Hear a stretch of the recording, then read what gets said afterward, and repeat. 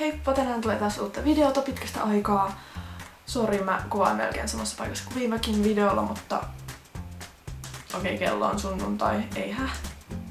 Siis tänään on sunnuntai. Kello on varmaan, onko se 8? Joo, 5 yli. Joten mä en nyt voi muuttua tässä luonnonvaloksi ja paremmaksi kuvauspaikaksi. Okei, periaatteessa mä voisin jo. Okei, ketä ei kiinnosta.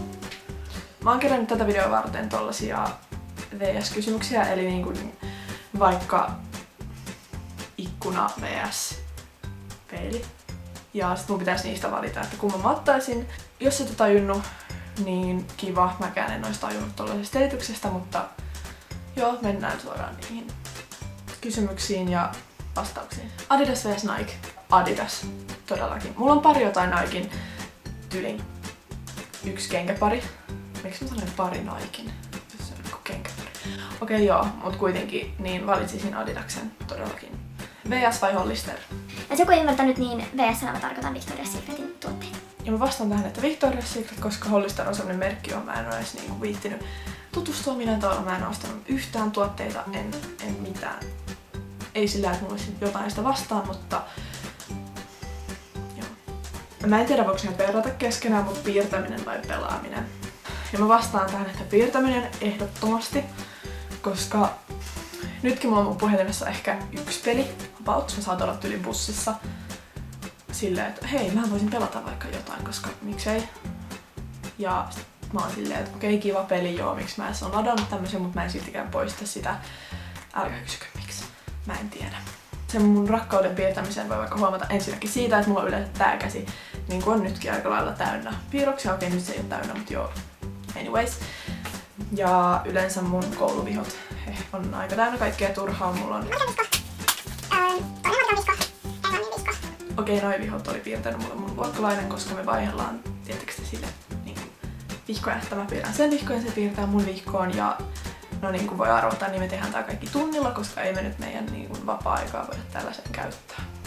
Instagram vs Snapchat. Tää on aika vaikea silleen, koska mä käytän molempia sovelluksia yhtä paljon joka päivä.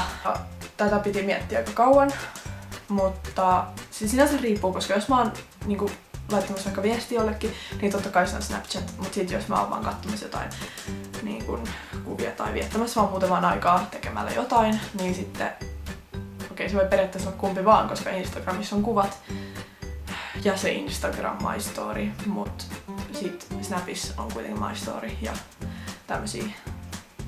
Mut mä valitsisin kuitenkin, että Instagram, koska mä tykkään postata Instagramin kaikki erilaisia kuvia. Okei, nytkin siellä on varmaan pelkkiä mun selfieitä, mutta kai nekin voi laskea erilaiseksi. Kahvi vai tee?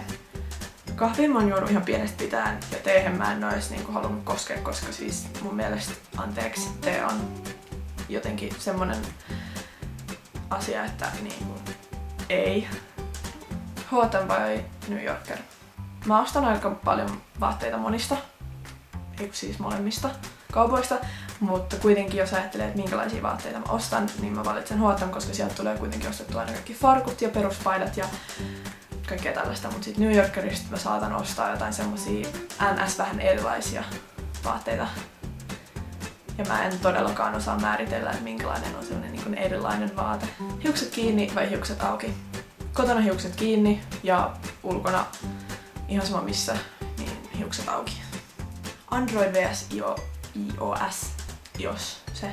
Android, koska no, joo, mulla on Honor ollut aika kauan. Eka oli Honor 6, jonka mä rikoin meidän koulun ruokalassa. Ihan vaan tälleen pudotin perus. Ja nyt mulla on Honor 7 Lite. Onks mä aamu- vai iltaihminen?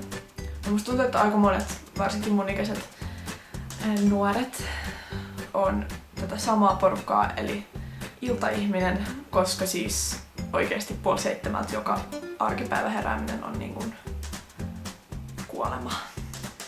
Kuuma vai kylmä lämpötila? Niissä on molemmissa hyvät ja huonot puolet, mutta mä valitsen varmaan, että kylmä, koska palaminen voi ehkä sattua enemmän kuin hypotermia. Suomalainen vai venäläinen ruoka? Oh my god, mä rakastan venäläistä ruokaa. Enkin kun siitä on niin pitkä aika, kun mä oon sitä viimeksi syönyt, joku melkein kohta vuosi. Ja siis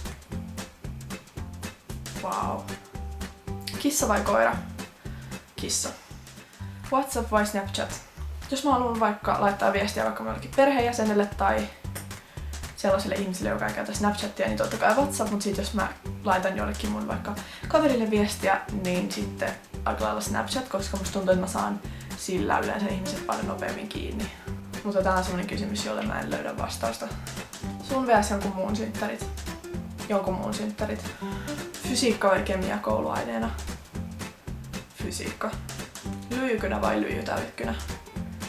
Lyijytäytekynä. Ja tää oli tän videon viimeinen NS-kysymys. Jos tykkäsit tästä videosta tietenkin, jos sä jaksat painaa sitä yläpeukkua tuolla videon alapuolella ja seuraa, siis tilaa mun kanava, jos on semmonen fiilis, että haluat tilata. Joo. Näin. Me nähdään ensi videossa tälleen niinku taas luonnollisesti Sherlock. Oliko vaikea arvata? Oli. Käy mukava viikko. Nähdään sit joskus pian. Moi!